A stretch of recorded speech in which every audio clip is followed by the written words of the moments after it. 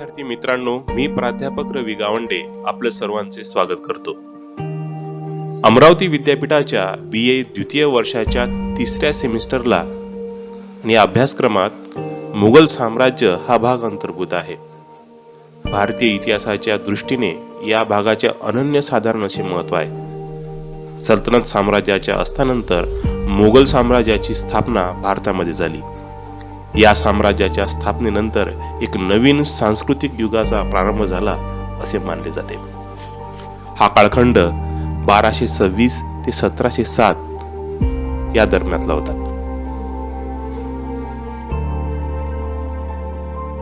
16व्या शतकात भारतामध्ये स्थापन झालेले मुघल साम्राज्य हे दक्षिण आशियातील एक प्रचंड मोठे साम्राज्य होते.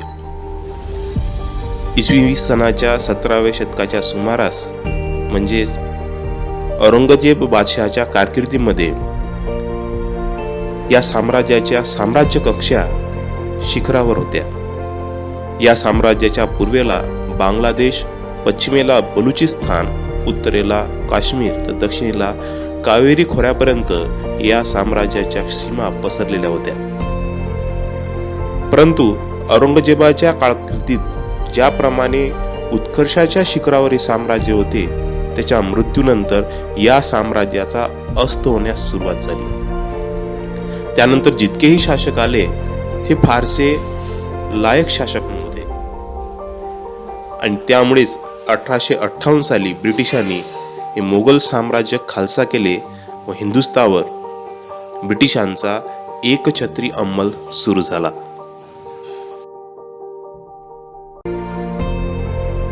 विद्यार्थी मित्रांनो, मोगल साम्राज्याला एकापेक्षा सरस अशा मोगल बादशहांची शृंखला लाभलेली आहे.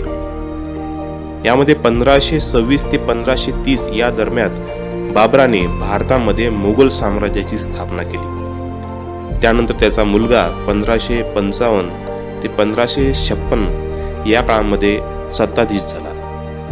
परंतु मध्यंतरीच्या कालखंडामध्ये याला सत्तेपासून हात धुवावे लागले आणि शेरशाह सुरी या अफगाणांकडे सत्ता हस्तांतरित झालेली आढळते.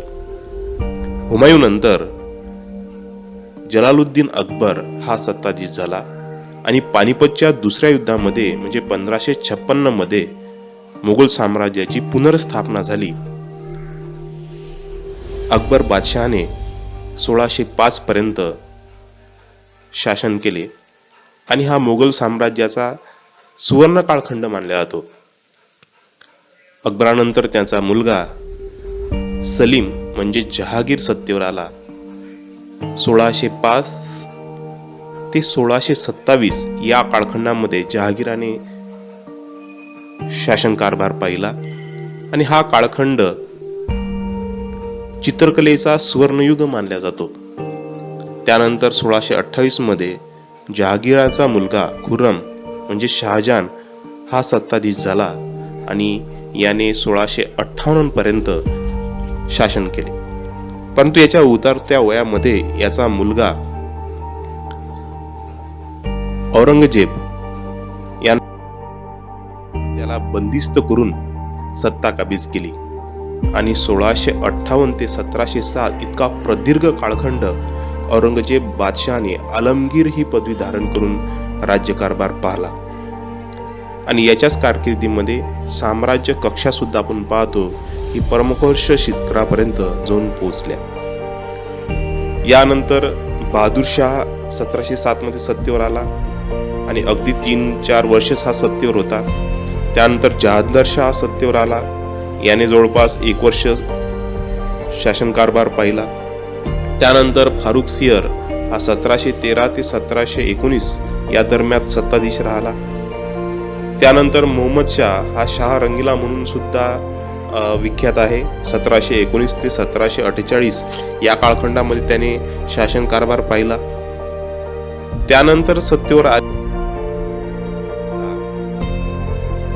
अहमद शाह याने 1748 ते 1754 या दरम्यान या कालखंडामध्ये त्यांनी शासन कारभार पाहिला.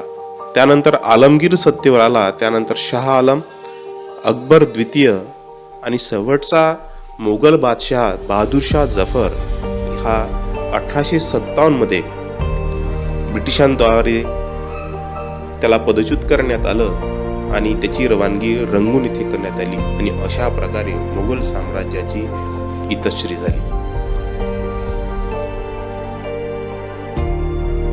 सर्वप्रथम मोगल शासक बाबराविषयी जाणून घेऊया.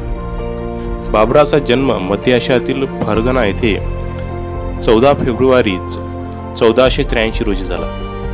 बाबराचे वडील उमर शेख मिर्झा आणि आई कुतलुग निगार ही होती. त्याचे वडील हे तुर्क तैमुरलंगाचे वंशज होते, तर आई मोगल शासक चंगेज खानची वंशज होती. त्यामुळे साहस व शूरता आणि योग्यता यांचा सुंदर मिलाप त्याच्या व्यक्तिमत्वात झालेला होता. उमर शेख मिर्झाचा अचानकच अकाली मृत्यू झाल्यामुळे फरगना प्रांताचे राजपद बाबरास मिळाले. तेव्हा बाबराचे वय केवळ 12 वर्षे होते. अशातच त्याला अनेक संकटाचा सामना करावा लागला. पुढे त्याने समरकंदवर आक्रमण केले आणि हा भाग विजित केला, परंतु समरकंद हा भाग तो जास्त काळ आपल्या नियंत्रणात ठेवू शकला नाही.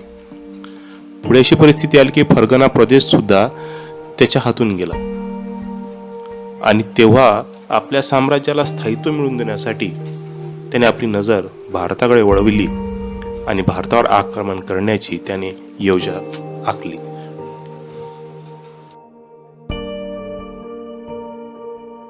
विद्यार्थी मित्रांनो, भारतीय इतिहासामध्ये पानिपत येथे झालेले तिन्ही युद्ध भारतीय इतिहासाला एक निश्चित वळण देणारे ठरले आहे. त्यात पहिले युद्ध 21 एप्रिल 1526 मध्ये बाबर आणि इब्राहिम लोदी यांच्यात झाले. या युद्धात बाबराने बंदूक आणि तोफांचा वापर केला. या युद्धात बाबराने आशियात अब्बास खान शेरवानी यांच्याकडून शिकलेल्या तुलुगम पद्धतीचा अवलंब केला. या पद्धतीमध्ये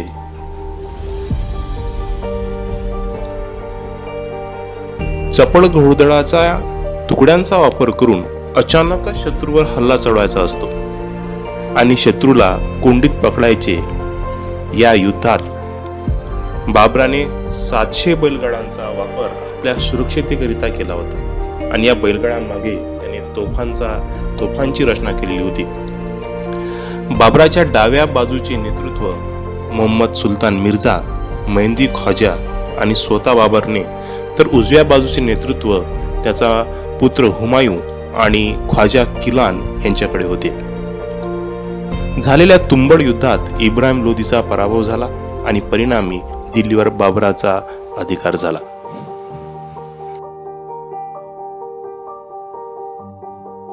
मध्ये झालेल्या पानिपतच्या युद्धाचे दुर्गामी परिणाम भारतीय इतिहासावर पडले. या युद्धात सुलतान इब्राहिम लोदीचा पराभव झाल्यामुळे लोदी वंशाचा अस्त घडून आला आणि 1226 मध्ये स्थापन झालेली सुलतानशाही लोदी वंशासोबतच नष्ट झाली. संपत्तीची लूट करून बाबर आपल्या मायदेशी परत जाईल असे भारतीय शासकांना वाटत होते. मात्र बाबराने भारतातच राहण्याचे ठरविले. त्यामुळे राजपूत राजे आणि अफगाणांबरोबर बाबराचा संघर्ष होईल हे क्रमप्राप्त होते. मात्र या युद्धामुळे बाबराचे भटकते जीवन समाप्त झाले आणि भारतामध्ये मोगल साम्राज्याची स्थापना झाली.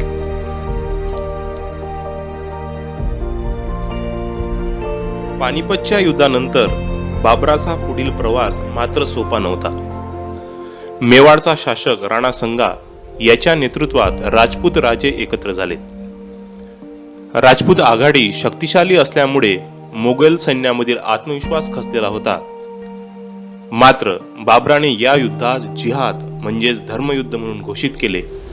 परिणामी फतेपूर सिक्री जवळील खानुआ येथे उभय पक्षांमध्ये युद्ध झाले. बाबराच्या कुशल सेनापतित्वामुळे विजयश्री पुन्हा मोगलांना मिळाली. 1528 मध्ये राणा संगानंतर राजपुतांचे प्रतिनिधित्व मेदिनीराय याने केले होते. मात्र त्याचा सुद्धा पराभव बाबराने चंदेरीच्या युद्धामध्ये केला. इब्राहिम लोदीच्या पराभवानंतर बिहार हे अफगाण शक्तीचे केंद्र झाले होते आणि त्यांचा बंदोबस्त करण्यासाठी बाबराने 1529 मध्ये घाघरा येथे अफगाण शक्ती विरोधात युद्ध केले. या युद्धामध्ये सिकंदर लोदीचा मुलगा महमूद लोदी याचा पराभव झाला. या महान सेनापती व शासकाचा 26 डिसेंबर 1530 मध्ये वयाच्या 48व्या वर्षी मृत्यू झाला.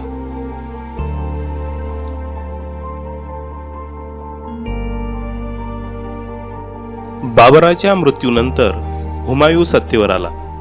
हुमायूँचा जन्म 6 मार्च 1508 रोजी काबूल येथे झाला होता. हुमायूँ या शब्दाचा अर्थ भाग्यवान होतो. मात्र एकंदरीत हुमायूँची कारकीर्द पाहिल्यास हुमायूँ हा दुर्भाग्य असल्याचा आपल्याला लक्षात येतो. हुमायूँला हिंदाल, कामरान आणि अस्करी हे भाऊ होते. हुमायूँ सत्ताधीश झाल्यानंतर भारतामध्ये अफगाण शक्तिशाली झाली होती. शेरशाह सुरी हा त्यांचा नेता होता. चौसा आणि बिलग्राम युद्धात शेरशाह सुरी याने हुमायूँचा पराभव केला आणि परिणामी त्याला 10 वर्ष निर्वासित आयुष्य काढावे लागले. पुढे इराणी शहाच्या मदतीने त्यांनी परत भारतात आगमन करून विजय संपादित केला. त्याचा मृत्यू 4 मार्च 1556 रोजी वयाच्या 47व्या वर्षी दिल्ली येथे झाला. त्याच्या स्मृती प्रित्यर्थ त्याच्या पत्नीने हुमायूँ का मकबरा ही वास्तू निर्मित केली. त्याच्यानंतर अकबर हा त्याचा उत्तराधिकारी म्हणून सत्तेवर आला.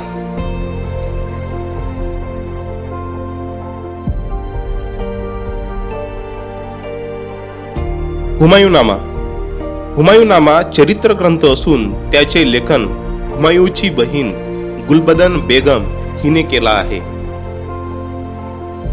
या ग्रंथामध्ये अनेक व्याकरणाच्या चुका असल्या तरी अनेक महत्वपूर्ण माहिती या ग्रंथातून मिळते. या ग्रंथाचा प्रारंभिक भाग हा बाबराशी संबंधित असून उर्वरित भाग मात्र हुमायूँशी संबंधित आहे. या ग्रंथात हुमायूँचा स्वभाव अतिशय नम्र असल्याचे गुलबदन बेगम हिने नमूद केले आहे. मात्र गुलबदनने अनेक महत्वपूर्ण युद्धांचा उल्लेख केलेला नाही. गुलबदन समकालीन असल्यामुळे तसेच ती घटनांची प्रत्यक्ष साक्षीदार असल्यामुळे तिचे लेखन महत्वपूर्ण ठरते. मोगलकालीन स्थापत्यात मध्य आशिया, दक्षिण पूर्व आशिया व भारतीय स्थापत्य कलेचा उत्तम समन्वय आढळून येतो. हुमायूँचा मकबरा हा मोगलकालीन प्रथम महत्वपूर्ण वास्तू मानली जाते. या वास्तूची निर्मिती हुमायूँची पत्नी हमीदा बानू बेगम हिने करून घेतली आहे.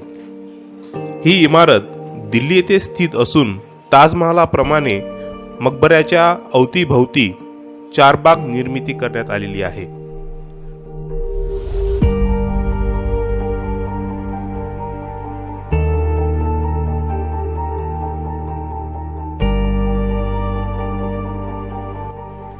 हुमायूँच्या मृत्यूनंतर अकबर हा बादशाह बनला. अकबराच्या कारकिर्दीविषयी नंतरच्या ध्वनिचित्रफितीमध्ये विस्तृत माहिती पाहणार आहोत. धन्यवाद.